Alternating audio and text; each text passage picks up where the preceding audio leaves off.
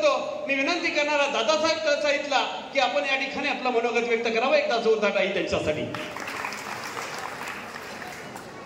आजच्या भव्य लोहार समाज मेळावा, या लोहार मेळाव्याला उपस्थित राज्याचे नेते व आमचे मार्गदर्शक लोहार समाजाचे भूषण विजयदादा, आपल्या जिल्ह्याचे माजी पालकमंत्री दत्तामामा भरणे आणि सर्व व्यासपीठ. मामाला गडबड असल्यामुळं वेळेअभावी कोणाची नाव घेत नाही, माफी असावी. आज दादा, मला चांगलंच आठवतंय, आपण नंदीश्वर या ठिकाणी मोठा मेळावा घेतला होता आणि त्या मेळाव्यानंतर दादांनी लगेच दुसऱ्या दिवशी मीटिंग लावून ओबीसी मधून आम्हाला एनटी मध्ये आणलं होतं. ही दादांची ताकद होती आणि अशी ताकद आजपर्यंत मला कुठल्या नेत्यामध्ये बघायला मिळाली नाही. जे लोहार समाजासाठी दादांनी केलं ते आज आम्ही महाराष्ट्रातल्या लोहार समाजाच्या वतीनं दादाला जीवन गौरव पुरस्कार देऊन त्यांच्या उपकाराची आम्ही ऋणी आहो म्हणून दादांना आज आम्ही सन्मानित केलं आहे.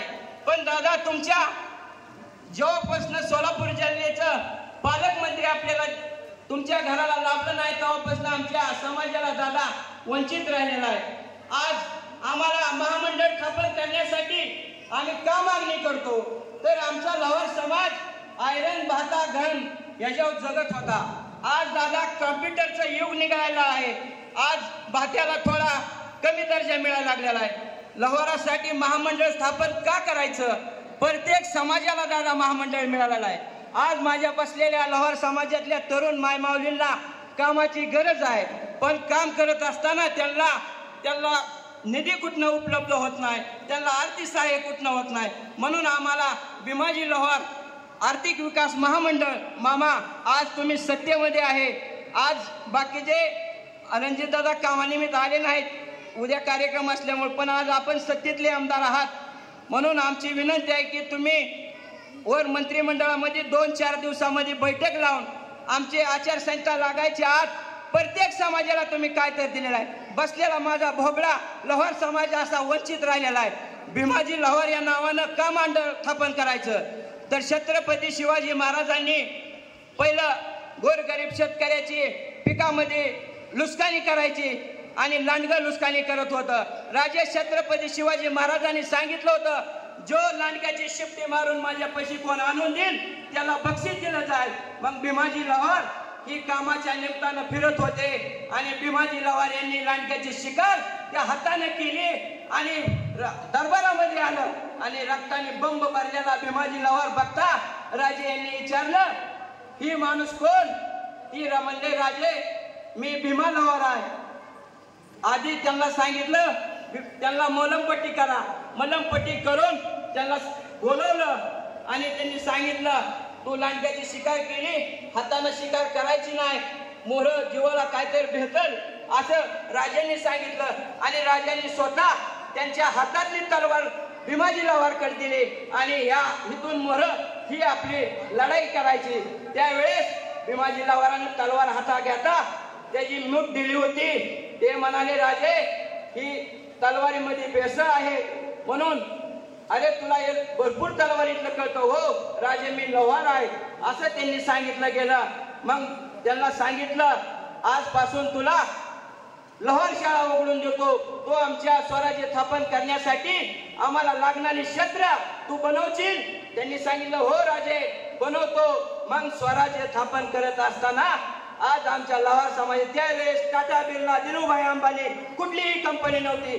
जेवढं स्वराज्य स्थापन करण्यासाठी लोहार समाजाने सहकार्य केलं ते समाज माझा आज मागासलेला आहे. म्हणून मामा आणि दादा आपण रणजित दादांना सांगावं, मामा तुम्ही सुद्धा तिन्ही सर्व पक्षाचे आम्ही नेते मंडळी बोलवलेले आहेत. म्हणून आमच्या 4 ते 8 दिवसामध्ये समाजाचे मंत्रालयामध्ये मीटिंग लावून आमच्या समाजाला महामंडळ द्यावं एवढंच मी विनंती करतो. आणि दादा आणि मामा, तुम्ही आमच्या लोहार समाजासाठी तुम्ही सुद्धा भरपूर केलेला आहे. इंदापूरमधून आम्हाला सांगितलं जातं, पण 2 दिवसामध्ये मिटिंग लावून आमच्या समाजाला महामंडळ स्थापन करून मिळालं पाहिजे. एवढंच मी तुम्हाला या निमित्ताने मागतो. आणि थोडक्यात मी दादाचा किस्सा सांगतो. नंदीश्वर गोशाला मेळावा घेतला होता आणि दादा त्या ठिकाणी आपण समाजाच्या वतीनं तलवार दादांना भेट द्यायची म्हणून असा विषय झाला होता. आणि दादा, माझा समाज खूप बोबडा आहे आणि परिस्थितीनं नाजूक आहे. 4 दिवसामध्ये कार्यक्रम आला होता आणि कुणीच तलवारीविषयी घेईना. मी स्वतः दादा, माझ्यापाशी यमा गाडी होती त्या काळामध्ये 7,500ला यमा घेतली आणि लोखंडी तलवार, आम्ही जातीनं लवार आहे, लोखंडी तलवार घेतली आणि त्याला सोन्याचं पाणी करून विजय पटाला त्या ठिकाणी आम्ही तलवार. दादा, खूप आमचा समाज तुमच्याकडे वेगळ्या नजरेनं पाहतो, पण आज आमचा समाज मागे राहिलेला आहे. मामांना खूप बाहेर जायचं आहे.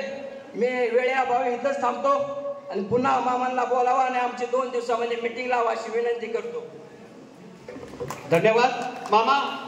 आपण शासन दरबारी सत्तेत आहात म्हणून आपल्याला निवेदन दिलं जातं, आम्हाला ऐकायचं, पण सर्व महाराष्ट्रातल्या सगळ्या पदाधिकाऱ्यांच्या वतीनं महाराष्ट्रातील लोहार समाजाच्या आर्थिक विकास महामंडळाचं निवेदन आपल्याला दिलं जातं. एकदा जोरदार टाळी मामांसाठी झाली पाहिजे.